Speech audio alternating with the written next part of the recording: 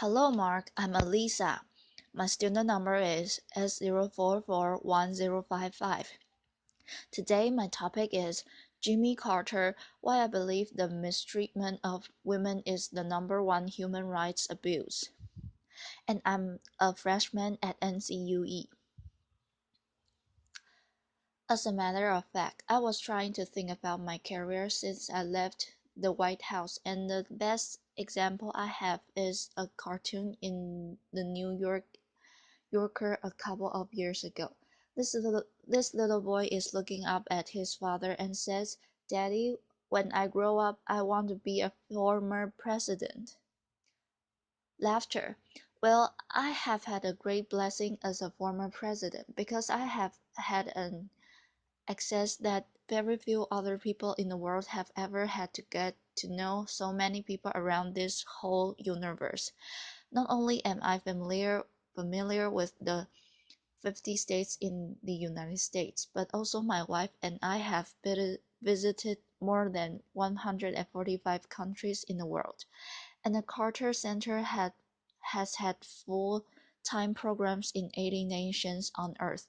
And a lot of times when we go into a country, we not only meet the king or the president, but we also meet the villagers who lived in the most remote areas of Africa.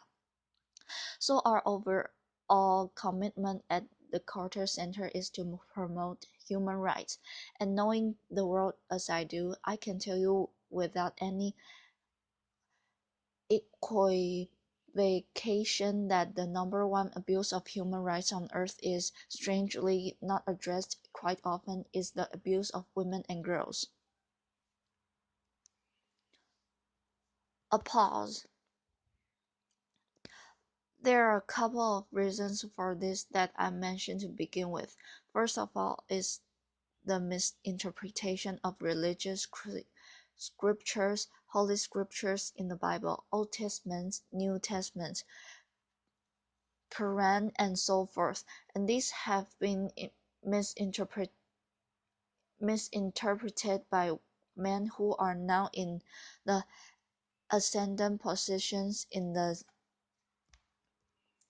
synagogues and the churches and in the mosque, and they interpret these rules to make sure that women are ordinarily relegated to a secondary position compared to men in the eyes of God.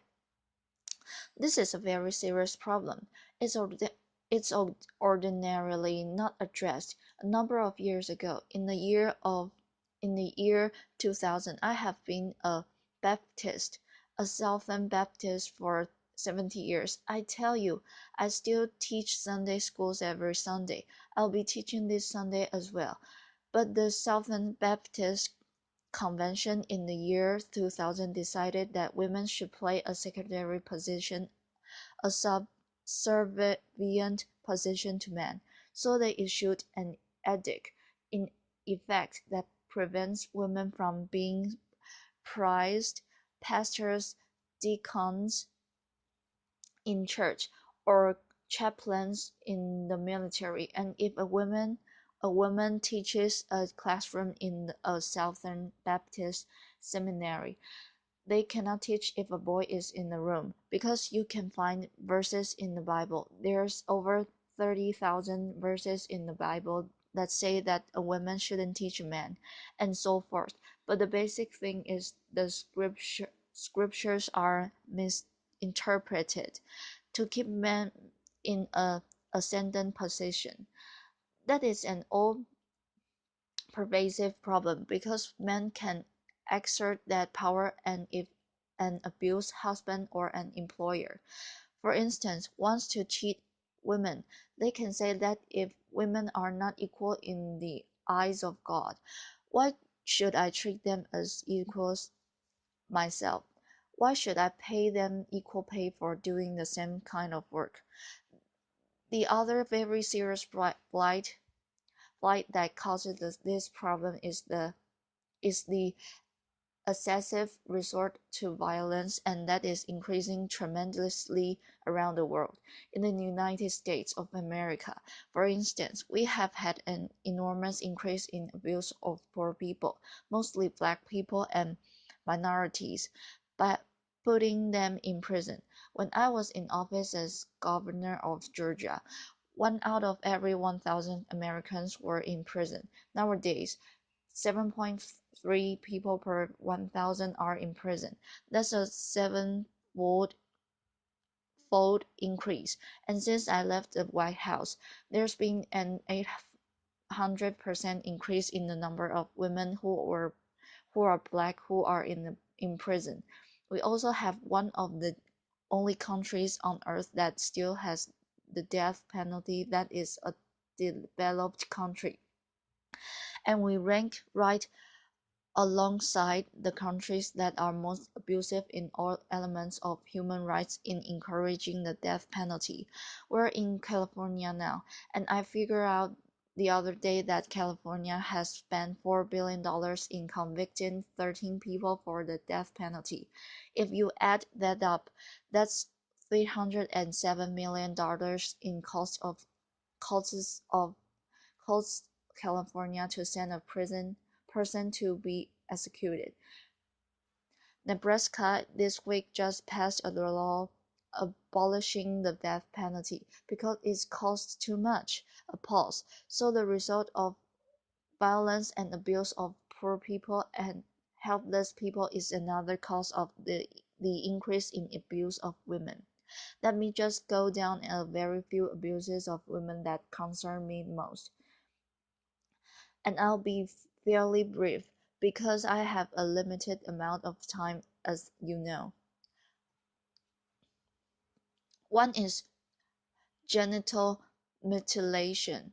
Genital mutilation is horrible and not known by American women, but in some countries, many countries, when a child is born that's a girl, very soon in her life, her genitals are completely cut away by a so-called cutter who has a razor blade and in a non-sterilized way.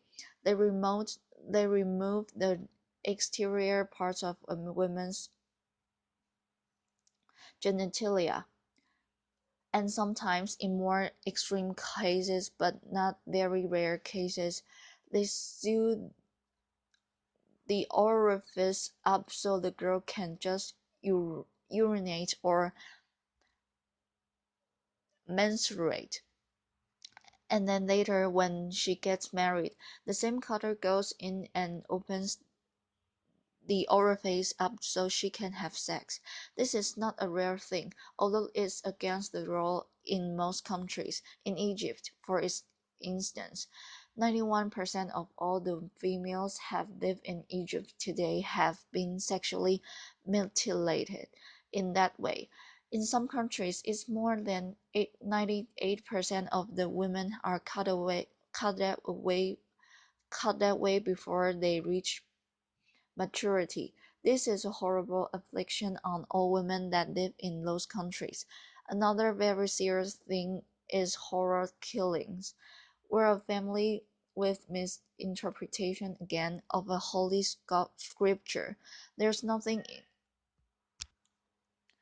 there's nothing in the Quran that mandates this, will execute a girl in their family if she is raped or if she marries a man that her father does not approve, or sometimes even if she wears appropriate clothing. And this is done by members of her own family, so the family becomes murderers when the girl brings so-called disgrace to the family. And analysis was done in Egypt not so long ago by the United Nations, and it showed that 75% of these murders of a girl are perpetrated by the father, the uncle, or the brother, but 25% of murders are conducted by women. Another problem that we have in the world that relates to women particularly is slavery or human trafficking. It's called nowadays. There were about 12.5 1.5 million people sold from Africa into slavery in the New World back in the 19th century and the 18th century. There are 30 million people now living in slavery. In the United States, Department of State now has a mandate from Congress to give a report every year, and the State Department reports that 800,000 people are sold across international borders every year into slavery, and that 80% of those sold are women into sexual slavery. In the United States, right this moment, 60,000 people are living in human bondage or slavery. Atlanta, Georgia, where the Carter Center is located and where I teach at Emory University, they have been between 200 and 300 women people sold into slavery every month. It's the number on one place in the nation because of that. Atlanta has the busiest busiest airport in the world, and they also have a lot of passengers that come from the southern hemisphere.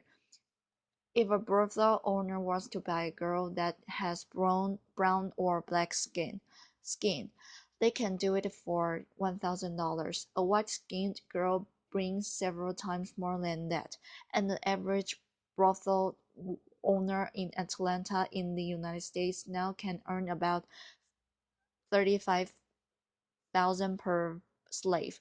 The sex trade in Atlanta, Georgia exceeds the total drugs trade in Atlanta, Georgia. So this is another very serious problem. And the basic problem is prostitution. Because there's not a whorehouse in America that's not known by the local officials, the local policeman or the chef or police or the mayor and so forth.